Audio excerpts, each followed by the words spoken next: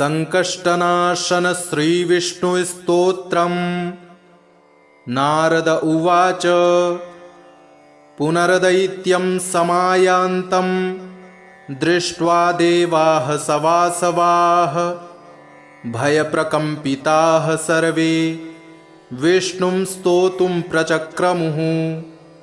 देवाऊचुः नमो मत्स्यकूर्मादिनानास्वरूपैः सदा भक्तकार्योद्यतायार्तिहन्त्रे विधात्रादिसर्गस्थितिध्वंसकर्त्रे गदाशङ्खपद्मारिहस्ताय तेस्तु रमावल्लभायासुराणां निहन्त्रे भुजङ्गारियानाय पीताम्बराय मखादिक्रियापाककर्त्रे विकर्त्रे शरण्याय तस्मै नतास्मो नतास्मः।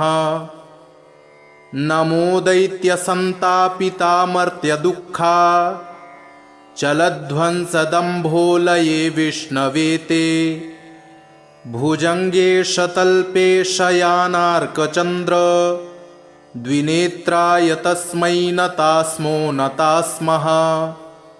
नारद उवाच संकष्टनाशनं नाम स्तोत्रमेतत् पठेन्नरः स कदाचिन्न संकष्टैः पीड्यते कृपया हरेः। नारद उवाच पुनर्दैत्यं समायान्तं दृष्ट्वा देवाः सवासवाः भयप्रकम्पिताः सर्वे विष्णुं स्तोतुं प्रचक्रमुः। देवाऊचुः नमो मत्स्यकूर्मादिनानास्वरूपैः सदा भक्तकार्योद्यतायार्तिहन्त्रे विधात्रादिसर्गस्थितिध्वंसकर्त्रे गदाशङ्खपद्मारिहस्ताय तेस्तु रमावल्लभायासुराणां निहन्त्रे भुजङ्गारियानाय पीताम्बराय मखादिक्रियापाककर्त्रे विकर्त्रे शरण्याय तस्मै नतास्मो नतास्मः। नमो दैत्यसन्तापितामर्त्यदुःखा चलध्वंसदम्भोलये विष्णवे ते भुजङ्गे शतल्पे शयानार्कचन्द्र द्विनेत्राय तस्मै नतास्मो नतास्मः। नारद उवाच संकष्टनाशनं नाम स्तोत्रमेतत् पठेन्नरः स कदाचिन्न संकष्टैः पीड्यते कृपया हरेः। नारद उवाच पुनर्दैत्यं समायान्तं दृष्ट्वा देवाः सवासवाः भयप्रकम्पिताः सर्वे विष्णुं स्तोतुं प्रचक्रमुः। देवाऊचुः नमो मत्स्यकूर्मादिनानास्वरूपैः सदा भक्तकार्योद्यतायार्तिहन्त्रे विधात्रादिसर्गस्थितिध्वंसकर्त्रे गदाशङ्खपद्मारिहस्ताय तेस्तु रमावल्लभायासुराणां निहन्त्रे भुजङ्गारियानाय पीताम्बराय मखादिक्रियापाककर्त्रे विकर्त्रे शरण्याय तस्मै नतास्मो नतास्मः। नमो दैत्यसन्तापितामर्त्यदुःखा चलध्वंसदम्भोलये विष्णवे ते भुजङ्गे शतल्पे शयानार्कचन्द्र द्विनेत्राय तस्मै नतास्मो नतास्मः।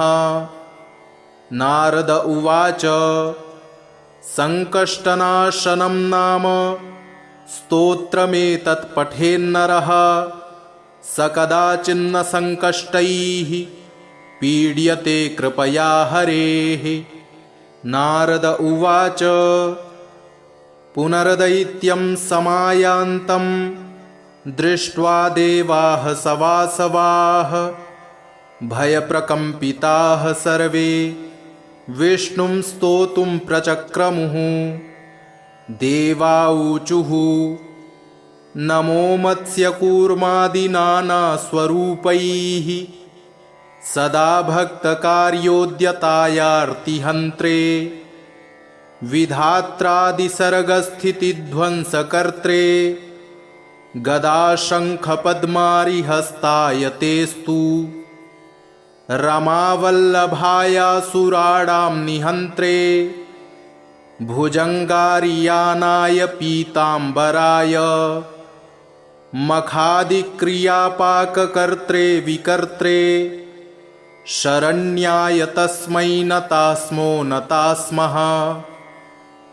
नमो दैत्यसन्तापितामर्त्यदुःखा चलध्वंसदम्भोलये विष्णवे ते भुजङ्गे शतल्पे शयानार्कचन्द्र द्विनेत्राय तस्मै नतास्मो नतास्मः। नारद उवाच सङ्कष्टनाशनं नाम स्तोत्रमेतत् पठेन्नरः स कदाचिन्न सङ्कष्टैः पीड्यते कृपया हरेः। नारद उवाच पुनर्दैत्यं समायान्तं दृष्ट्वा देवाः सवासवाः भयप्रकम्पिताः सर्वे विष्णुं स्तोतुं प्रचक्रमुः। देवाऊचुः नमो मत्स्यकूर्मादिनानास्वरूपैः सदा भक्तकार्योद्यतायार्तिहन्त्रे विधात्रादिसर्गस्थितिध्वंसकर्त्रे गदाशङ्खपद्मारिहस्ताय तेस्तु रमावल्लभायासुराणां निहन्त्रे भुजङ्गारियानाय पीताम्बराय मखादिक्रियापाककर्त्रे विकर्त्रे शरण्याय तस्मै नतास्मो नतास्मः। नमो दैत्यसन्तापितामर्त्यदुःखा चलध्वंसदम्भोलये विष्णवे ते भुजङ्गे शतल्पे शयानार्कचन्द्र द्विनेत्राय तस्मै नतास्मो नतास्मः। नारद उवाच सङ्कष्टनाशनं नाम स्तोत्रमेतत् पठेन्नरः स कदाचिन्न सङ्कष्टैः पीड्यते कृपया हरेः। नारद उवाच पुनर्दैत्यं समायान्तं दृष्ट्वा देवाः सवासवाः भयप्रकम्पिताः सर्वे विष्णुं स्तोतुं प्रचक्रमुः। देवाऊचुः नमो मत्स्यकूर्मादिनानास्वरूपैः सदा भक्तकार्योद्यतायार्तिहन्त्रे विधात्रादिसर्गस्थितिध्वंसकर्त्रे गदाशङ्खपद्मारिहस्ताय तेस्तु रमावल्लभायासुराणां निहन्त्रे भुजङ्गारियानाय पीताम्बराय मखादिक्रियापाककर्त्रे विकर्त्रे शरण्याय तस्मै नतास्मो नतास्मः।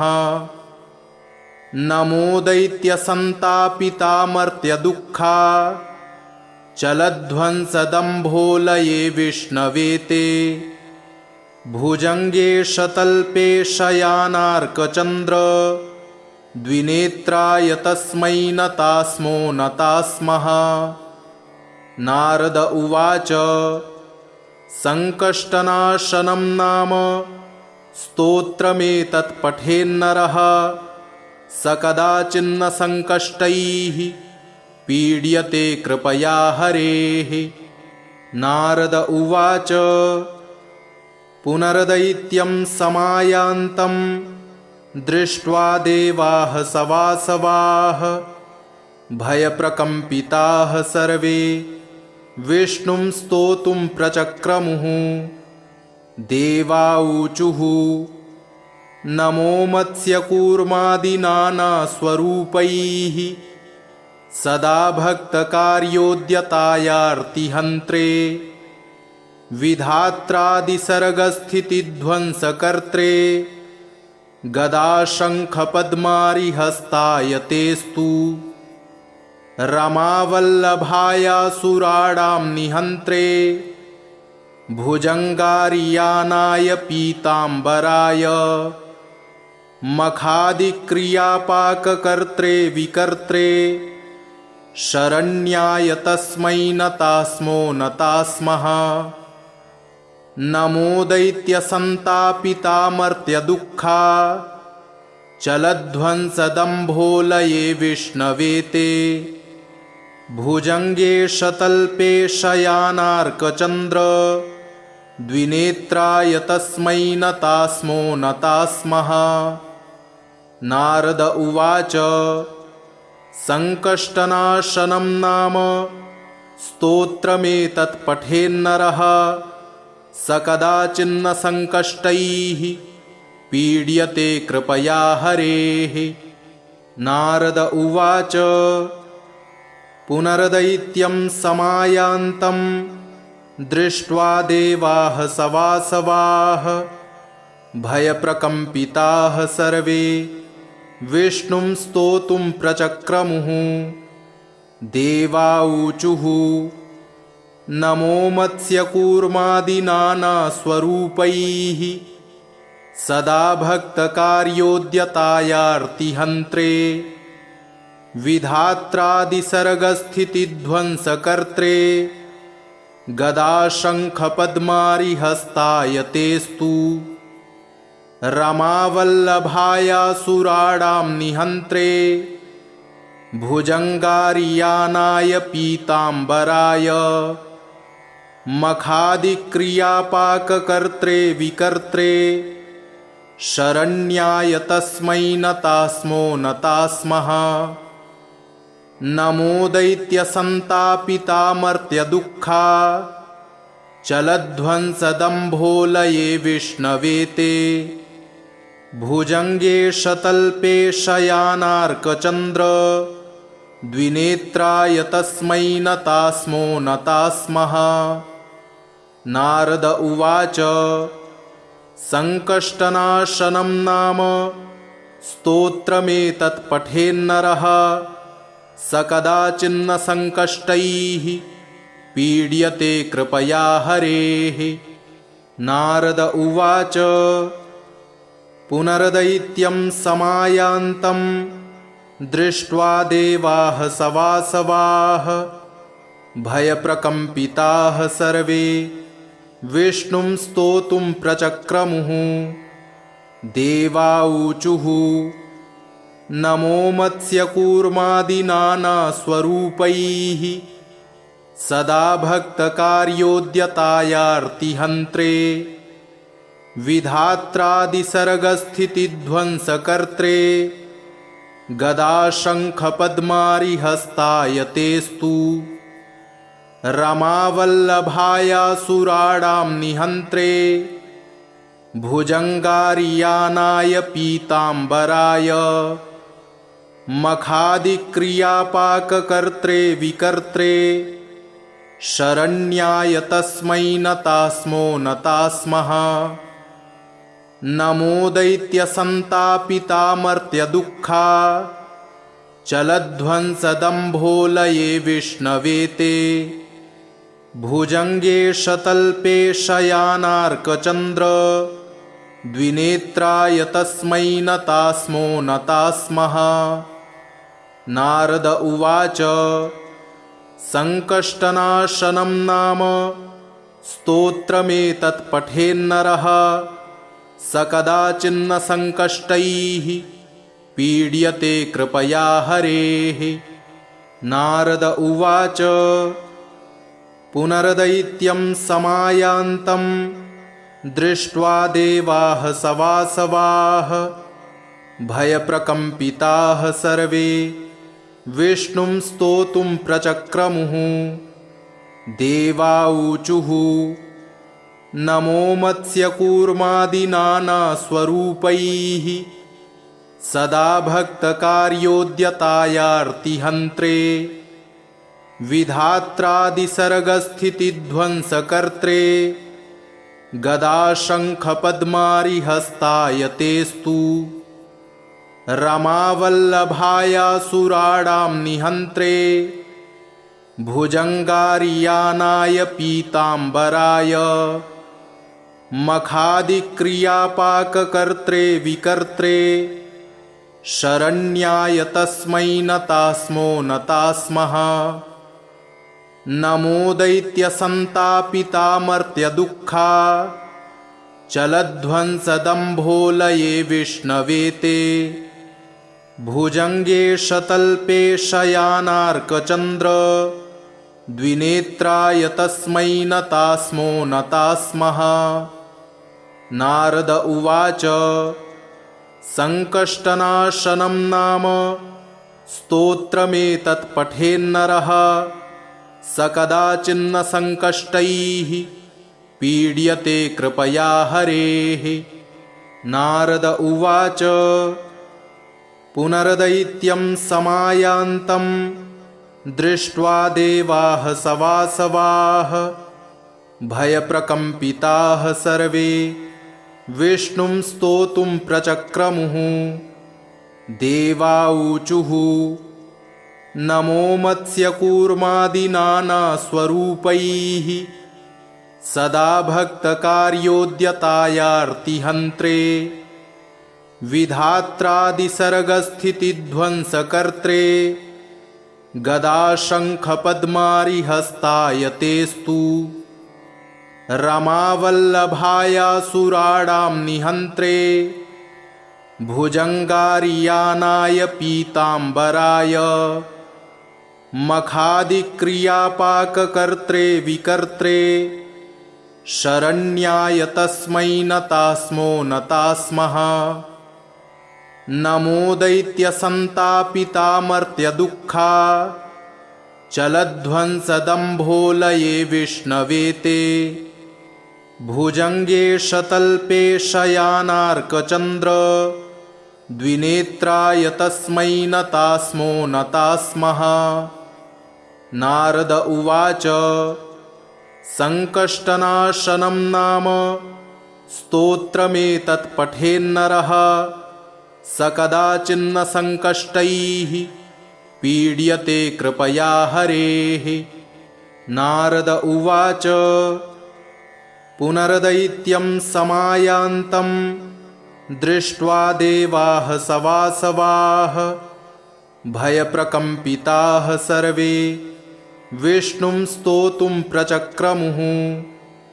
देवाऊचुः नमो मत्स्यकूर्मादिनानास्वरूपैः सदा भक्तकार्योद्यतायार्तिहन्त्रे विधात्रादिसर्गस्थितिध्वंसकर्त्रे गदाशङ्खपद्मारिहस्ताय तेस्तु रमावल्लभायासुराणां निहन्त्रे भुजङ्गारियानाय पीताम्बराय मखादिक्रियापाककर्त्रे विकर्त्रे शरण्याय तस्मै नतास्मो नतास्मः।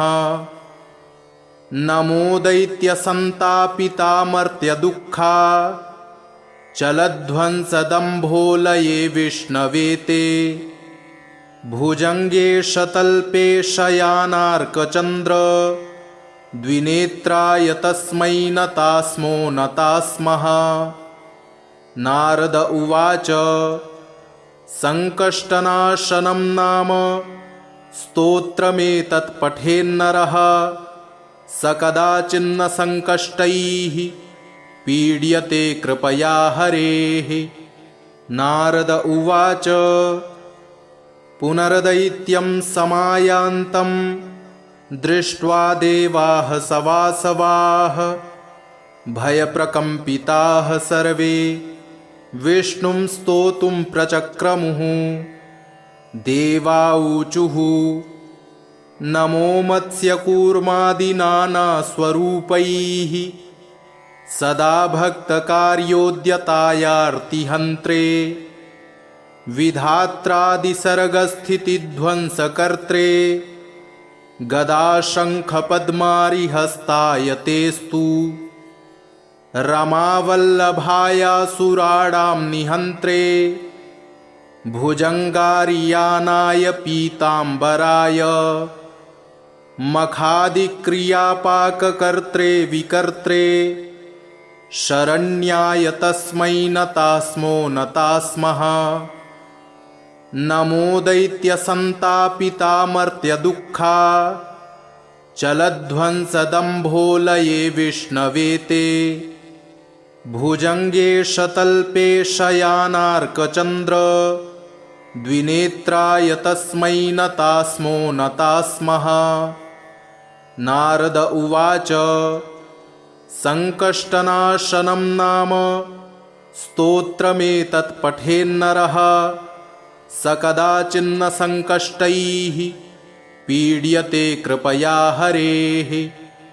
नारद उवाच पुनर्दैत्यं समायान्तं दृष्ट्वा देवाः सवासवाः भयप्रकम्पिताः सर्वे विष्णुं स्तोतुं प्रचक्रमुः। देवाऊचुः नमो मत्स्यकूर्मादिनानास्वरूपैः सदा भक्तकार्योद्यतायार्तिहन्त्रे विधात्रादिसर्गस्थितिध्वंसकर्त्रे गदाशङ्खपद्मारिहस्ताय तेस्तु रमावल्लभायासुराणां निहन्त्रे भुजङ्गारियानाय पीताम्बराय मखादिक्रियापाककर्त्रे विकर्त्रे शरण्याय तस्मै नतास्मो नतास्मः। नमो दैत्यसन्तापितामर्त्यदुःखा चलध्वंसदम्भोलये विष्णवे ते भुजङ्गे शतल्पे शयानार्कचन्द्र द्विनेत्राय तस्मै नतास्मो नतास्मः। नारद उवाच सङ्कष्टनाशनं नाम स्तोत्रमेतत् पठेन्नरः स कदाचिन्न सङ्कष्टैः पीड्यते कृपया हरेः। नारद उवाच पुनर्दैत्यं समायान्तं दृष्ट्वा देवाः सवासवाः भयप्रकम्पिताः सर्वे विष्णुं स्तोतुं प्रचक्रमुः। देवाऊचुः नमो मत्स्यकूर्मादिनानास्वरूपैः सदा भक्तकार्योद्यतायार्तिहन्त्रे विधात्रादिसर्गस्थितिध्वंसकर्त्रे गदाशङ्खपद्मारिहस्ताय तेस्तु रमावल्लभायासुराणां निहन्त्रे भुजङ्गारियानाय पीताम्बराय मखादिक्रियापाककर्त्रे विकर्त्रे शरण्याय तस्मै नतास्मो नतास्मः। नमो दैत्यसन्तापितामर्त्यदुःखा चलध्वंसदम्भोलये विष्णवे ते भुजङ्गे शतल्पे शयानार्कचन्द्र द्विनेत्राय तस्मै नतास्मो नतास्मः। नारद उवाच सङ्कष्टनाशनं नाम स्तोत्रमेतत् पठेन्नरः स कदाचिन्न सङ्कष्टैः पीड्यते कृपया हरेः। नारद उवाच पुनर्दैत्यं समायान्तं दृष्ट्वा देवाः सवासवाः भयप्रकम्पिताः सर्वे विष्णुं स्तोतुं प्रचक्रमुः। देवाऊचुः नमो मत्स्यकूर्मादिनानास्वरूपैः सदा भक्तकार्योद्यतायार्तिहन्त्रे विधात्रादिसर्गस्थितिध्वंसकर्त्रे गदाशङ्खपद्मारिहस्ताय तेस्तु रमावल्लभायासुराणां निहन्त्रे भुजङ्गारियानाय पीताम्बराय मखादिक्रियापाककर्त्रे विकर्त्रे शरण्याय तस्मै नतास्मो नतास्मः। नमो दैत्यसन्तापितामर्त्यदुःखा चलध्वंसदम्भोलये विष्णवे ते भुजङ्गे शतल्पे शयानार्कचन्द्र द्विनेत्राय तस्मै नतास्मो नतास्मः। नारद उवाच सङ्कष्टनाशनं नाम स्तोत्रमेतत् पठेन्नरः स कदाचिन्न सङ्कष्टैः पीड्यते कृपया हरेः। नारद उवाच पुनर्दैत्यं समायान्तं दृष्ट्वा देवाः सवासवाः भयप्रकम्पिताः सर्वे विष्णुं स्तोतुं प्रचक्रमुः। देवाऊचुः नमो मत्स्यकूर्मादिनानास्वरूपैः सदा भक्तकार्योद्यतायार्तिहन्त्रे विधात्रादिसर्गस्थितिध्वंसकर्त्रे गदाशङ्खपद्मारिहस्ताय तेस्तु रमावल्लभायासुराणां निहन्त्रे भुजङ्गारियानाय पीताम्बराय मखादिक्रियापाककर्त्रे विकर्त्रे शरण्याय तस्मै नतास्मो नतास्मः। नमो दैत्यसन्तापितामर्त्यदुःखा चलध्वंसदम्भोलये विष्णवे ते भुजङ्गे शतल्पे शयानार्कचन्द्र द्विनेत्राय तस्मै नतास्मो नतास्मः।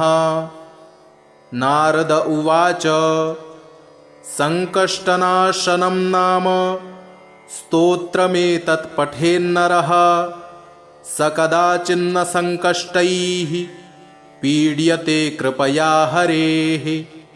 नारद उवाच पुनर्दैत्यं समायान्तं दृष्ट्वा देवाः सवासवाः भयप्रकम्पिताः सर्वे विष्णुं स्तोतुं प्रचक्रमुः।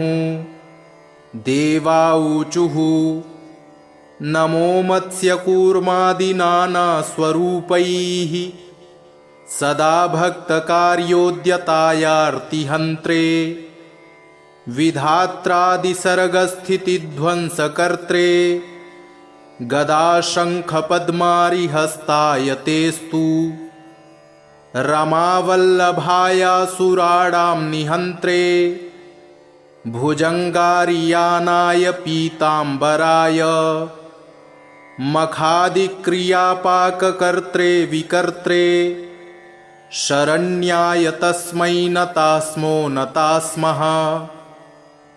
नमो दैत्यसन्तापितामर्त्यदुःखा चलध्वंसदम्भोलये विष्णवे ते भुजङ्गे शतल्पे शयानार्कचन्द्र द्विनेत्राय तस्मै नतास्मो नतास्मः।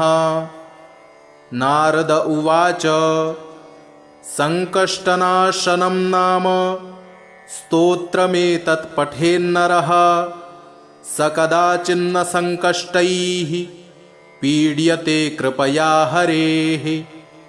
नारद उवाच पुनर्दैत्यं समायान्तं दृष्ट्वा देवाः सवासवाः भयप्रकम्पिताः सर्वे विष्णुं स्तोतुं प्रचक्रमुः। देवाऊचुः नमो मत्स्यकूर्मादिनानास्वरूपैः सदा भक्तकार्योद्यतायार्तिहन्त्रे विधात्रादिसर्गस्थितिध्वंसकर्त्रे गदाशङ्खपद्मारिहस्ताय तेस्तु रमावल्लभायासुराणां निहन्त्रे भुजङ्गारियानाय पीताम्बराय मखादिक्रियापाककर्त्रे विकर्त्रे शरण्याय तस्मै नतास्मो नतास्मः। नमो दैत्यसन्तापितामर्त्यदुःखा चलध्वंसदम्भोलये विष्णवे ते भुजङ्गे शतल्पे शयानार्कचन्द्र द्विनेत्राय तस्मै नतास्मो नतास्मः। नारद उवाच सङ्कष्टनाशनं नाम स्तोत्रमेतत् पठेन्नरः स कदाचिन्न सङ्कष्टैः पीड्यते कृपया हरेः। नारद उवाच पुनर्दैत्यं समायान्तं दृष्ट्वा देवाः सवासवाः भयप्रकम्पिताः सर्वे विष्णुं स्तोतुं प्रचक्रमुः। देवाऊचुः नमो मत्स्यकूर्मादिनानास्वरूपैः सदा भक्तकार्योद्यतायार्तिहन्त्रे विधात्रादिसर्गस्थितिध्वंसकर्त्रे गदाशङ्खपद्मारिहस्ताय तेस्तु रमावल्लभायासुराणां निहन्त्रे भुजङ्गारियानाय पीताम्बराय मखादिक्रियापाककर्त्रे विकर्त्रे शरण्याय तस्मै नतास्मो नतास्मः। नमो दैत्यसन्तापितामर्त्यदुःखा चलध्वंसदम्भोलये विष्णवे ते भुजङ्गे शतल्पे शयानार्कचन्द्र द्विनेत्राय तस्मै नतास्मो नतास्मः। नारद उवाच सङ्कष्टनाशनं नाम स्तोत्रमेतत् पठेन्नरः स कदाचिन्न सङ्कष्टैः पीड्यते कृपया हरेः।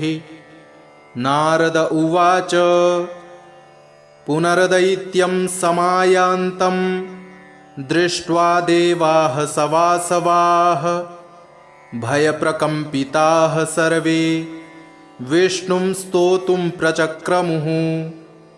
देवाऊचुः नमो मत्स्यकूर्मादिनानास्वरूपैः सदा भक्तकार्योद्यतायार्तिहन्त्रे विधात्रादिसर्गस्थितिध्वंसकर्त्रे गदाशङ्खपद्मारिहस्ताय तेस्तु रमावल्लभायासुराणां निहन्त्रे भुजङ्गारियानाय पीताम्बराय मखादिक्रियापाककर्त्रे विकर्त्रे शरण्याय तस्मै नतास्मो नतास्मः।